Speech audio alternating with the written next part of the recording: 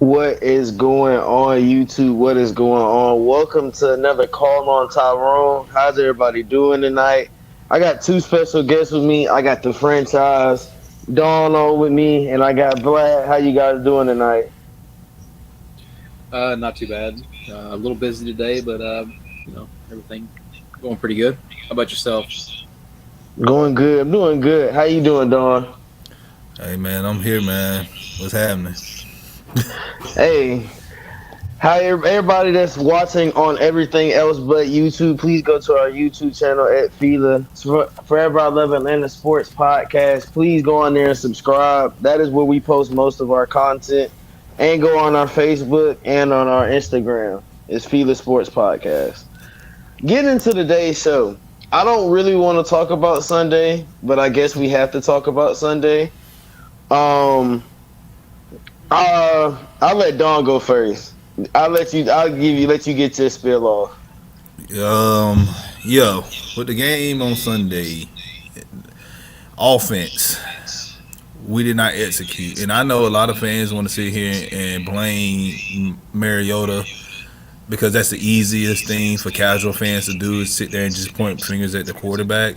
Yes, he fumbled the ball twice, and one of those fumbles it got recovered by the Saints. Okay, cool. Am I giving him a pass for doing that? No. I said this already. He has to be smart with the football, especially in the red zone. You can't make mistakes like that.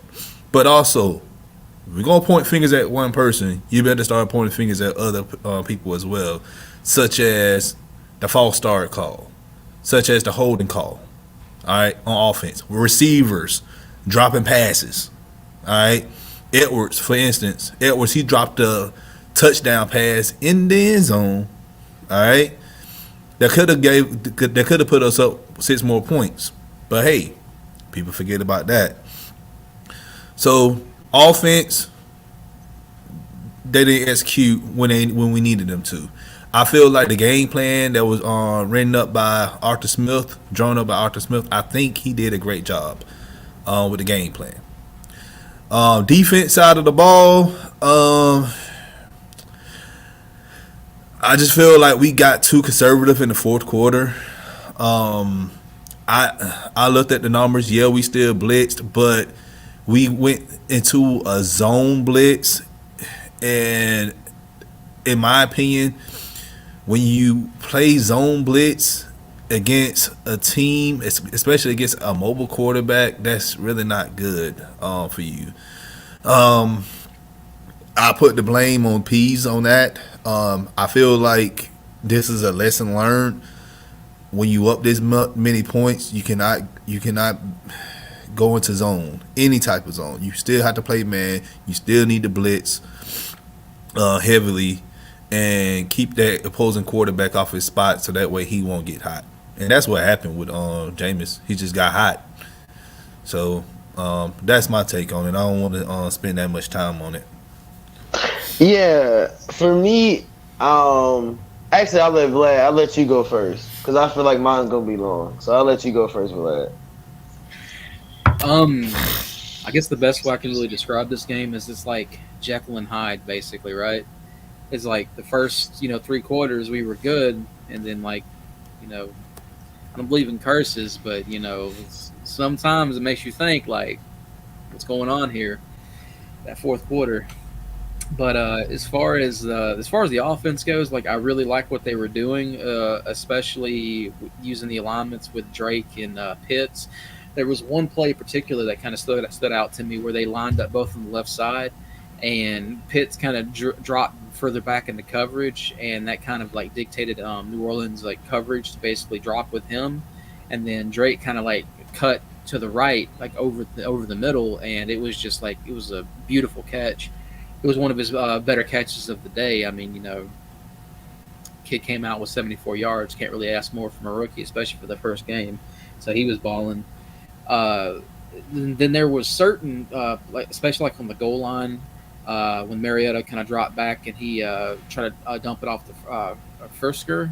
Um, when you go back and look at the play, hindsight being 2020, Cordell, that would have been an easy touchdown for Cordell there. So it's like, Mariota went through his reads and he was making the right reads. He just made the wrong decision there. So as far as the offense goes, I really liked what they were doing in the first 3 quarters.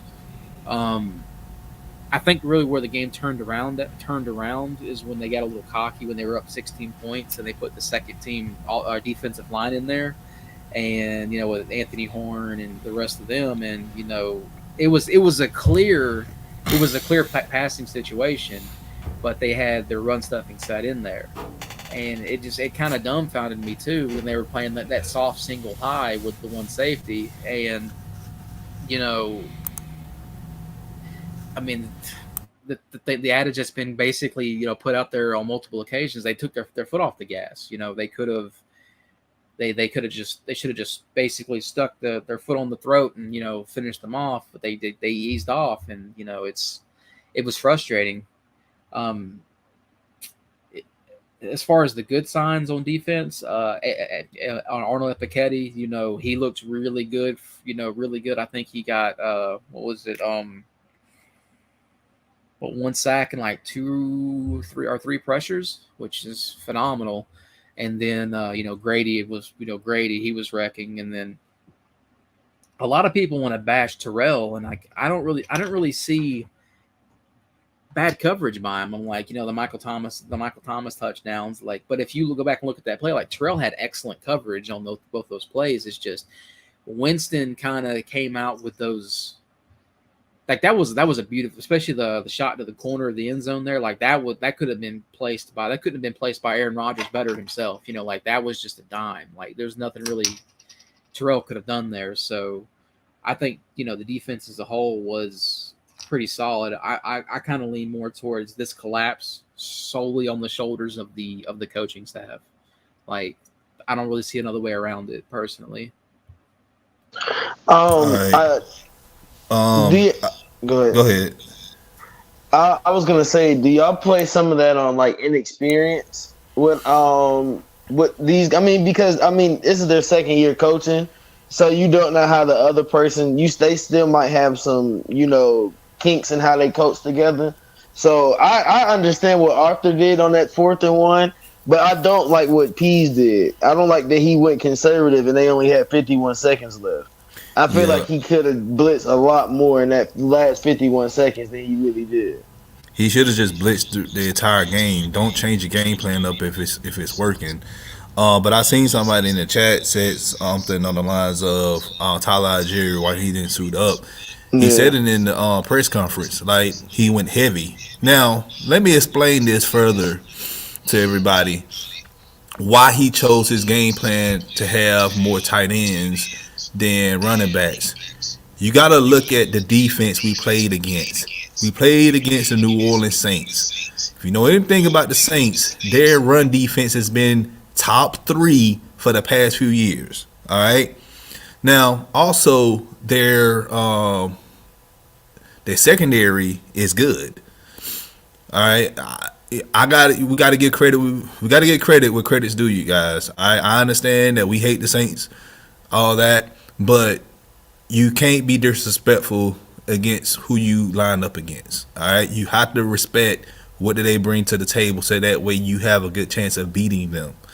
All right, so we know the Saints D line is good. We know their secondary is good. Now, what's the weakest part of the Saints defense outside of Demario Davis? If you take away Demario Davis, how does the Saints linebacker core look? It's awful. This is why we pretty much went heavy tight ends, and it worked. It worked the entire game. But I really do see Algieri getting some snaps this week because with the Rams, you don't have to go as heavy with them as you did with the Saints. Also, we mentioned AJ Terrell, and people said he looked awful. It goes with not pressuring the quarterback. Like, these guys cannot cover 37 years. All right, they already done played 3 quarters already. They tired. So we didn't give our DBs any help in that 4th quarter with getting pressure and pretty much knocking Winston on the ground. So Yeah. Well, first I want to welcome in Tommy. How you doing tonight, Tommy? Hey, sorry I was late. Had a funeral and had to hurry home. Well, sorry for your loss, but we all know, y'all know Tommy. If you watch Research Despite, he is a resident on that show. He's the co-host of that show, as I call him now. He's the It's co-host of zero Research zero right Despite. now. They're playing Yeah, right zero now and we're zero. tied. They're playing at a really weird time. This is such a weird time to play soccer. But for you, how what's your reaction to Sunday's game?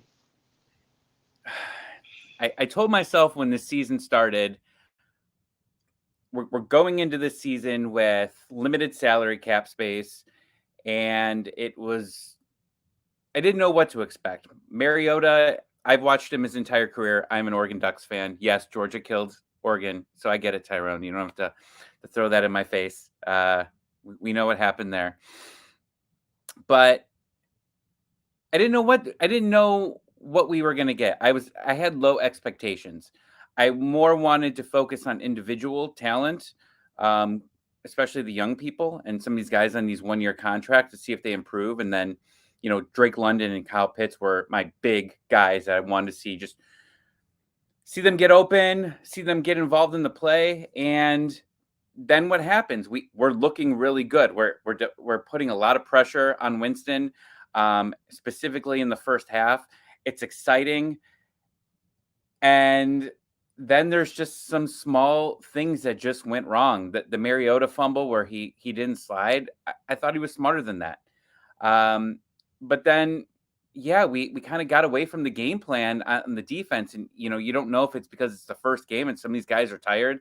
I didn't listen to Dean Pease what he said after the game at all, but I just expected more out of this team in the fourth quarter, and it was sad.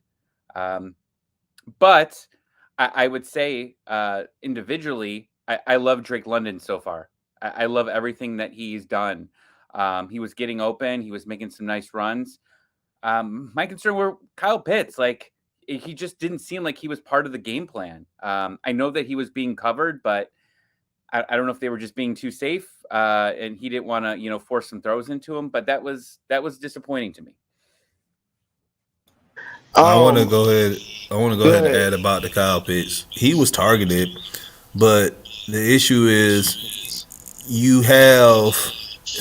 Here's the thing: Mariota and Kyle Pitts. This is their first time playing with each other, right?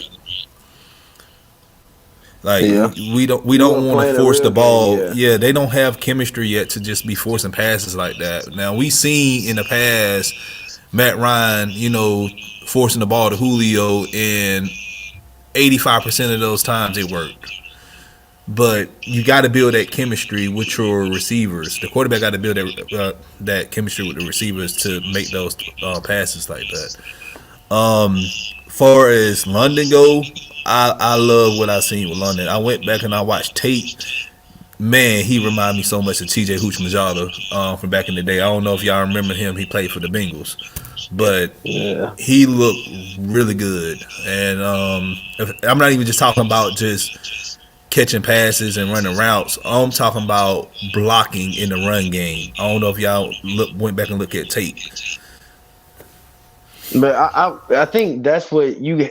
A lot of people when you I know we had a lot of people when we drafted him. There was like, why would you get somebody? And then the injury. Everybody's so concerned about the injury and stuff like that. But what he did for us run block wise is what you want from a wide receiver in this offense. Like he's really big and strong. Like people don't really if you don't think he's big and strong, look at how he was trucking people. Like he was throwing his shoulder at a lot of those DBs and he didn't care about who was in front of him. Like he's not a small guy. He's gonna put his body on a lot of people. The thing about Pitts and Drake too is you got to look at it from the Saints' point of view too. It's like they're going to look at Pitts like we know what Pitts can do.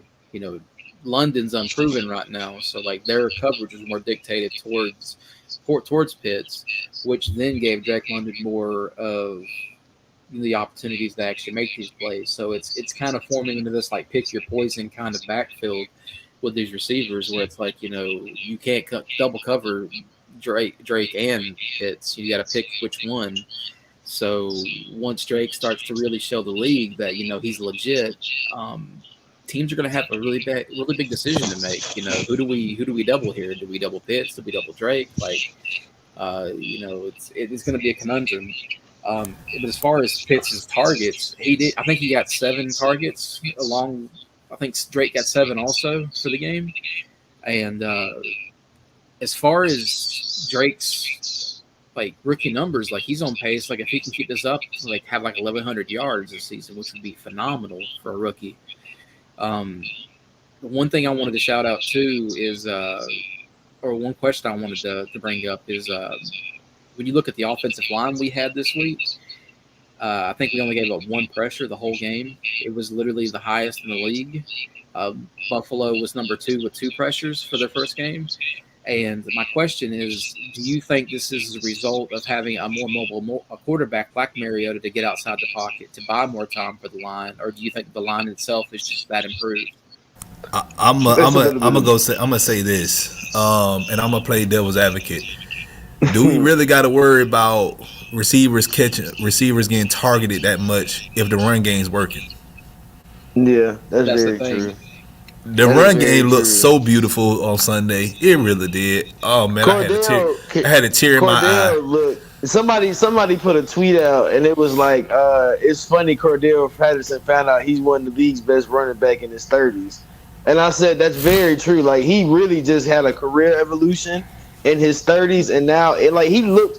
If you listen, I want everybody, if you go listen to the mic'd up on the Falcons channel, like listen to the way when people was hitting him, he was screaming and yelling while they was hitting him. Like he was enjoying getting hit. Like the way the run blocking looked and the holes he had from the angles they had, it was like he was just gashing them.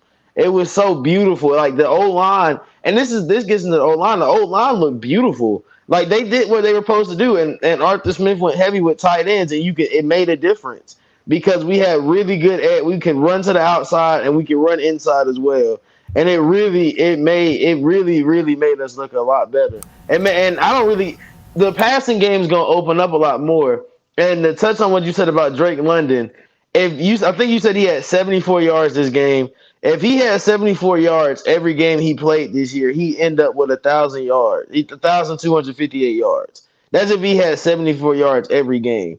So a lot of teams are gonna have to pick their poison at a certain point when we get mid-season. They're gonna have to figure out who they want to cover because it's gonna get worse and worse because the playbook is just gonna open up more and more, and it's gonna get a lot worse for them. And when they get to see Drake actually, be a beast, and you get to see Pitts out of I want to see Pitts 1-on-1. I've yet to see Pitts really 1-on-1. I think the one touchdown he had was the one opportunity he was 1-on-1, and we saw what he did to that linebacker. But we're gonna go ahead and go into this Rams game. We're gonna get into the Rams game. We stopped talking about the Saints because we're not gonna dwell on bad things. We're gonna get into a new week. It's a new week. It's Wednesday. They're getting into they're practicing. They're getting the pad work. Everybody's starting the week off. What are your expectations Tyrone, for this game? Yeah. Oh, just Go one ahead. second. I heard a lot of criticism from about Arthur Smith in that post game. Just curious what your thoughts were on him. I don't know if you guys already discussed this before I came on, but No, we didn't. I don't understand why people get so. I don't know what people want from him because we had somebody in the Discord say something like, do you guys really believe in Arthur Smith? He just seems like a pompous a-hole and blah blah blah. And I'm so I don't sick of these understand fans, man. I'm so sick of the fans in this media, and I'm really trying to come on this show and be nice, cause I don't be on here that much, but I'm gonna have to go like vintage done. I'm so sick of these people. It's like these fans, they don't know what they want. They didn't want somebody that's passive, but then you get somebody who's aggressive, who stands on what they believe in. Y'all, he too rough. Like, come on now. Like, and like I said, Anytime we lose a game, they want to fire everybody. Get rid of the GM, get rid of the head coach, get rid of the coaching staff. Arthur Blank needs to sell the team. We need to just tank and draft CJ Stroud or Bryce Young. That shit. Like, come on, y'all. It's one game. One game. Y'all got to get out y'all feelings. I need y'all to stop looking at this box score. Stop looking at the box score and look at what we improved on. We talked about the offensive line, how they didn't give up a sack. We talked about the defensive line. I love what I saw with Taquan Graham setting the edge. All right, making sure that the quarterback don't have room to move around in the pocket that much, and then allow linebackers like doggone AK and others to get in the pocket and make the plays, and also get in the backfield and have tackles for loss. Like, come on, y'all. Like, we are trending in the right direction. We are making an improvement. This team is developing. And going back on the offensive line, I'm just using them as an example. It makes a whole difference when you have an Arthur Smith for a whole calendar year and some change. No, I agree, and I guess I know that he went in and started criticizing the media, that they had him buried, and I could get where he's coming from. I mean, pretty much anything that you've seen from ESPN or anyone else is the Falcons were dead last, right? Like, and Yeah. they went to a team where the Saints. Even though I personally going into this season, I thought that they could have some struggles. I don't believe in Jameis Winston.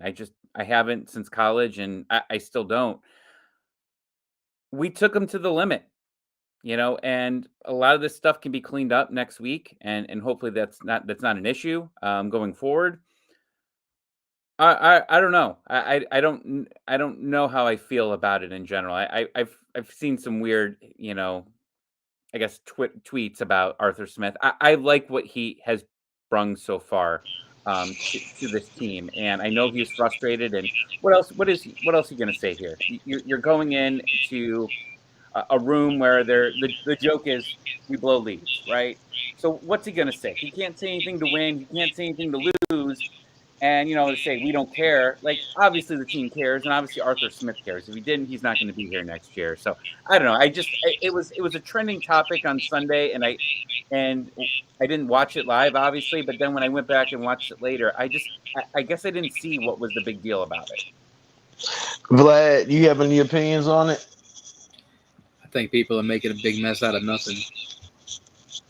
Yeah, I mean, that's the easy way to put it. You gotta just look at this is the thing about you learn from things, okay? And you also can't just look at just the final score and say, "Oh man, we lost." Yeah, we lost, but how did we fare up? All right, I trust and believe.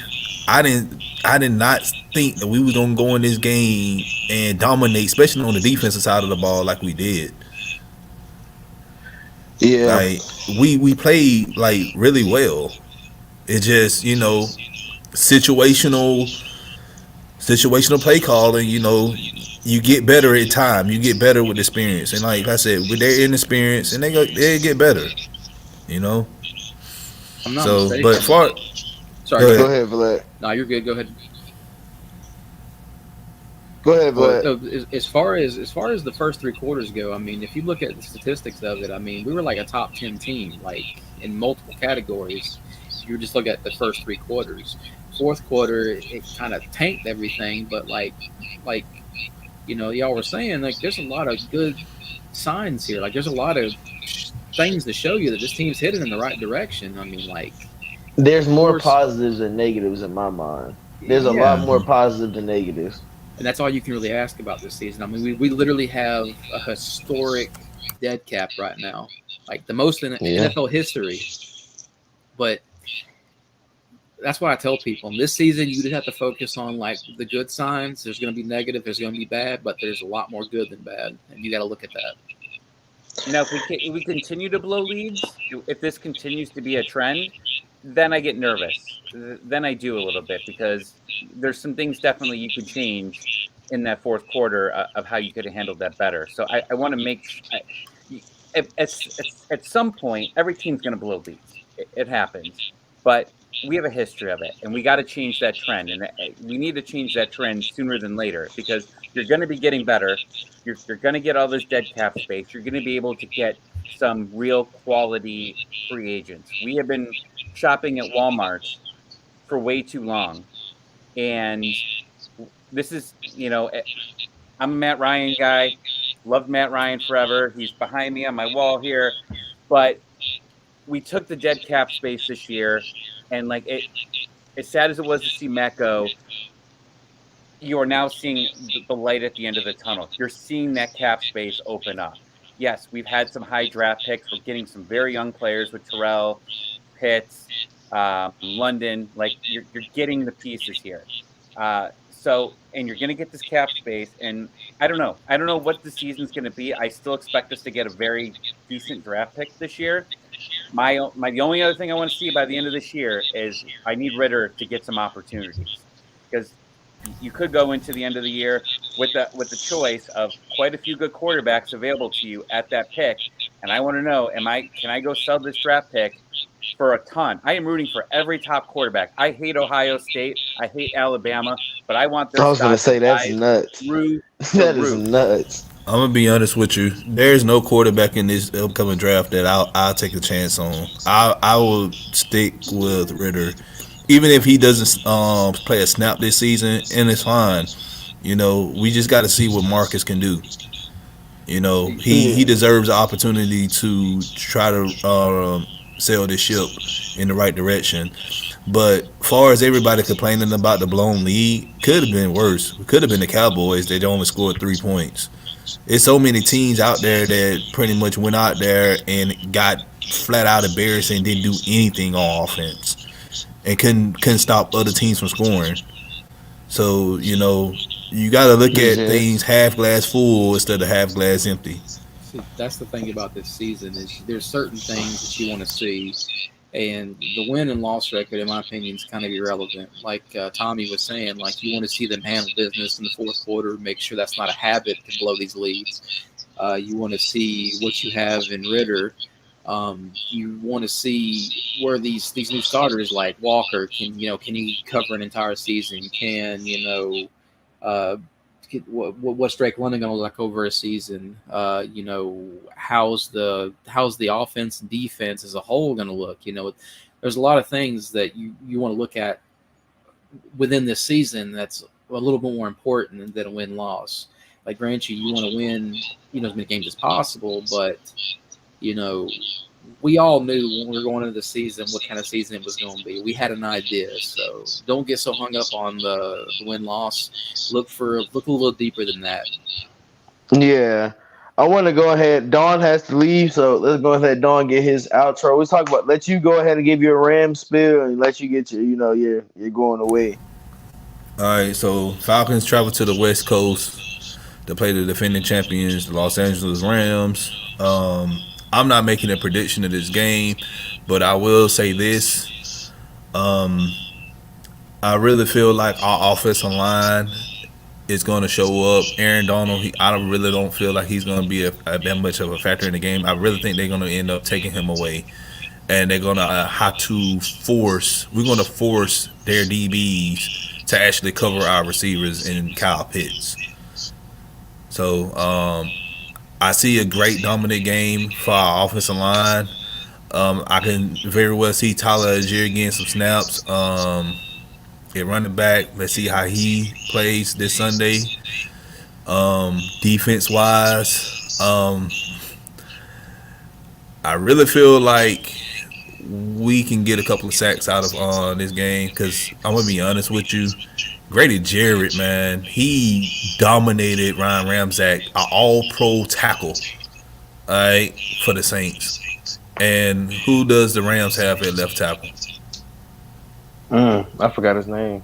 At my point. Yeah, All I right. can't even think of him. So I'm not saying that Grady's going to eat, but having him lined up against tackles this year versus at 3 tech is very deadly for Grady, man. I can really see Grady is going to have a pace of being a Pro Bowl or All Pro player this year. just by shifting Yeah. him into that 3-4 defense and having him line up against those tackles in base defense. Yeah. Stafford I'm gonna doesn't go. look right. Stafford did not look right at all, Yeah, and maybe that's just No, because he we did not. he were didn't. covering. He He might didn't, but just be getting also old. the Rams didn't do any. Well, they can't really do anything because shoot, they done salvaged their future off their Super Bowl, and they didn't really have no first round pick, so they haven't really gave him any help with the offensive line. They just picking up scraps here and there. Yeah. They're like vultures at this point because they can't get solid pieces. You can't trade no more first round picks because you done traded all of them. So now they have to be vultures and just snatch stuff like the worst of the worst out out the bottom just to try to salvage a team together and still be under the cap limit because they have a very very high luxury cap. They spend a lot of money on this team. The only reason you think about the extensions they had to pull this year to have money, they had to give that extension to Aaron Donald and Cooper Cup. They had to because they weren't gonna have any money if they didn't. So it's really hard to say like, oh, they can have a really really good team again when they kind of salvaged their like Don said, they salvaged their future to get that one ring, and now they're about to fall apart. Worth it. So Exactly. So yeah, but that's what I'm going to predict far as what's going to happen in the game. I'm not going to predict the score, but other than that, man, y'all hold it down. Thank y'all for having me on this lovely Wednesday after evening. I don't know why I say afternoon. I'm so tired. I need to get some rest. Anyway, but everybody in the chat, appreciate y'all joining in. If y'all know who I am, hey, I'm glad seeing y'all again. People who don't know who I am, hey, I'm the Don. That's pretty much it. So make sure y'all go subscribe to the channel. So yeah, I'm out. all right, Don. Yeah. All Take right, care. holla at y'all. Y'all be good. So I want to get into with Vlad. I want to ask you, what are your predictions for this LA game? What are you seeing? You don't have to give a score. I know we usually don't do scores around AFM, but what is your prediction for the game? I'm kind of curious to see how this offensive line is going to translate to this game, like especially on that left side when you have Donald lined up across from you. Are we going to get a repeat of performance of New Orleans, which would be phenomenal? Like, are we going to have like is the line going to fall apart? Like that's one thing that intrigues me the most is like what this offensive line is going to do. Um, Secondly, it would probably be the coverage from Ramsey. Like, are we going to get a repeat performance from his first game of the week where he just kind of fell apart? Is he going to bounce back? Like, how is like, and then how Drake London's going to respond to that? Like, is he going to be able to basically feast on him? Is it going to be a famine from him? Like, are they going to choose to Yeah, put Ramsey on Pitts instead of Drake? Like there's a lot of like matchups here that I'm really looking forward to. Um, and then like the pass rush, like what's the pass rush going to look like? Are we going to get the 4 sacks like we did the first game, which would be amazing? Um, are we only going to get one? We're going to get none. Like how are these lines basically going to hold up is the big thing, and then the skill positions is basically probably number two. I do want to say this: the matchups that we do have, and thank you, Dre, for the $5. Raheem Moore's face on the Rams sideline when the defense Brooke says it all. He runs the same 4-3 DQ ran, and we know how exposed that defense can be. Well, I put it to you the way how I see it, where you have your All Pro tackle going to versus probably one of the he's number two as one of the best as the best defensive player of all time because I still say Lawrence Taylor's number one, but you gotta have Jake. I mean, Jake's gonna have help. I feel like Jake's gonna have to, they might have a tight end over there to help him. But Jake 1-on-1 with Aaron Donald, I'm not really scared of it. Off of just experience, Jake has a lot of experience. That's a very big battle. And like you said, I feel like they'll put I don't know where they'll put Ramsey. I feel like Drake isn't a good matchup for him after what we saw Stephon Diggs do to him. Yeah, Stephon did But abuse him. I just don't see like that's a good matchup, but I don't see Pitts being a good matchup either. So you have to pick your poison with where you put Ramsey. And I feel like they'll probably put him on the rookie because he's a rookie, but I feel like Drake plays a lot more stronger than he's a rookie. So it's a lot of key matchups you have to look out for this game. Tommy, what are your predictions for this game? Well, so the Rams only had, let's see here, 52 yards of rushing. Henderson got 47, and then 3 yards by Powell, 2 by Stafford, and 0 for Akers. I'd like to see if they can continue to hold this team down to under 50 yards. That would be fantastic, and really just focus on the passing. They look like they had nothing in the run game against the Bills. They're gonna have to. We can't get. So you saw what happened with Jameis, right? He just seemed scared, and he wasn't able to get passes. Stafford looked bad. Stafford got off his game early, and he never recovered. So it's going to be again starting off, attacking him early, not getting him in a groove, because we saw what happened when a quarterback gets in a groove against us. They became unstoppable. So I think it's the first quarter is really going to be important on the defensive side. Offensively, it just has to keep. You have to keep running the ball. Like that's what they've said that they want to go towards, right? So you need to continue to get Patterson in there. Like Algier is going to have to definitely probably get some snaps here, which I'm happy. Again, what I've been talking about, you need to play your young kids and see what you got. And I saw some nice things out of him in the preseason, and I hope they continue. In a real game, because I think he could be a real game changer. And a nice change of pace back when Patterson's off the field. Yeah. For me, I feel like this is a game where I saw a lot of people in the comments saying the Rams might just sleep. They might just think, oh, it's the Falcons. They just choked. They just choked to the Saints last week. We really ain't got to worry about them.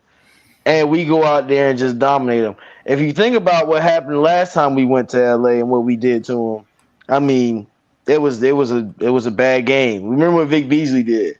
So I think that's just what we have to. You got to have like I have that mentality with this team where we might lose one week, but the next week we gonna go out there even harder, and we're probably gonna win. Like it's a thing where we are built to win, and we know how to win. It's just we have to put it all together.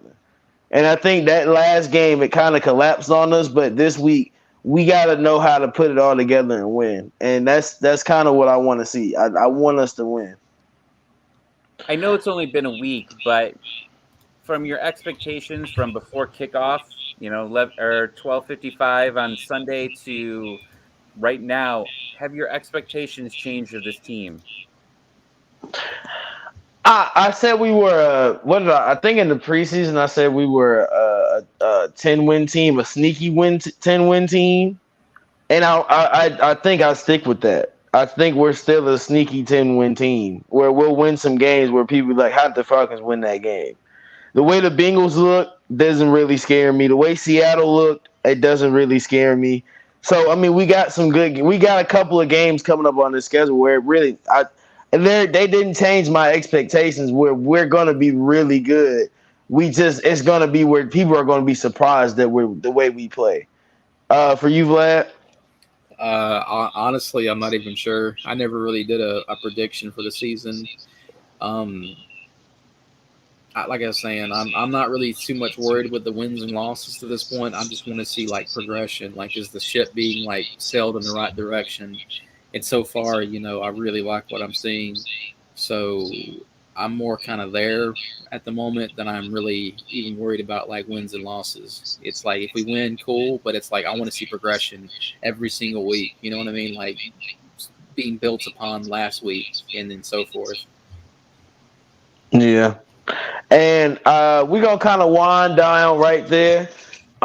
Thank you guys for coming on. We got to have Dawn on. You guys, everybody, if you got to say, if you didn't get to say hey Dawn, you go back and put in the comments saying hey Dawn. Vlad, thank you for coming on. Anything you got before we get out of here? Nothing really. I just love coming on and chopping it up. Tommy, of course. Back, right? It's exactly. I'm so excited really for the is. game tomorrow. Tomorrow's game is just going to be absolutely amazing. Bills. Who you Bills, got? I'm sorry, Bills. what Chargers Chiefs and and Chiefs. Chiefs Chargers. and Chargers. Just, Yeah. Justin Herbert's my boy, former Duck. So I Oh. gotta go. I Oh. gotta go Chargers. Tommy, I want you to read the banner. I got it. Hold up. Let me go to the banner. I just want you to read this. It's just gonna put 49-3 down. Oh, Just want you to read that. Yeah, I got Chargers tomorrow too. You got. I don't know. I feel like what we saw from Mahomes in Week 1 was crazy.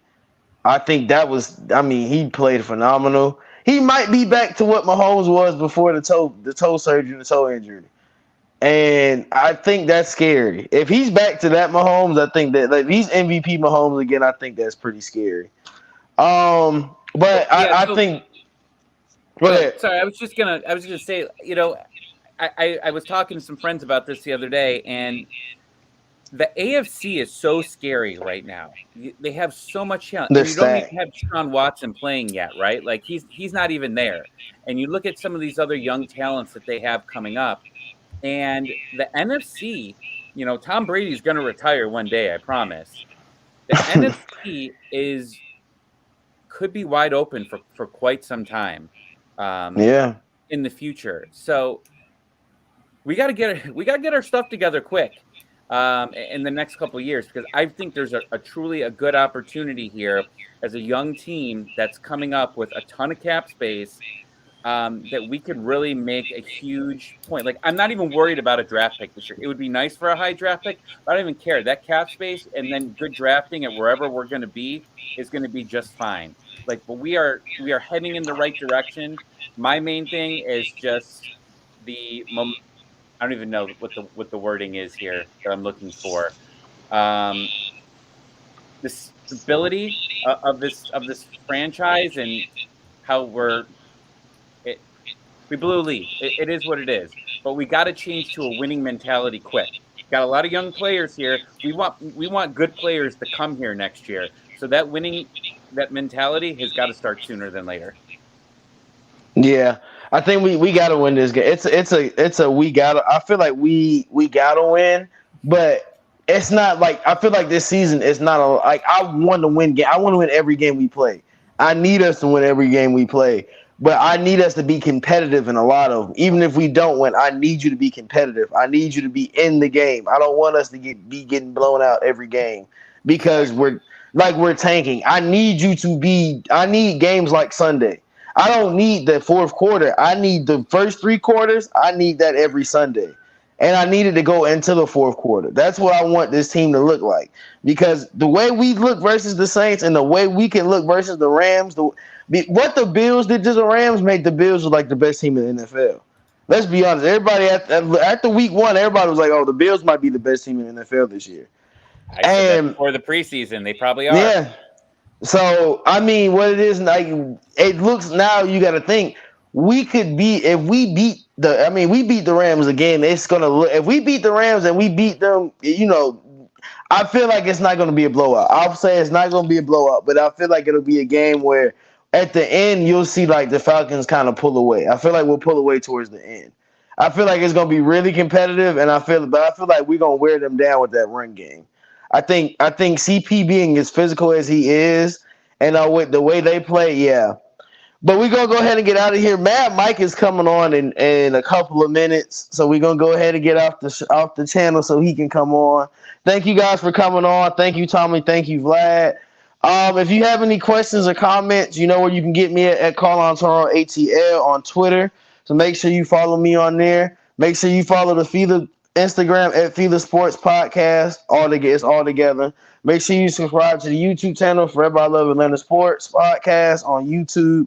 Hey man, thank you guys for coming on. Okay, Josh. Yeah, okay, Josh.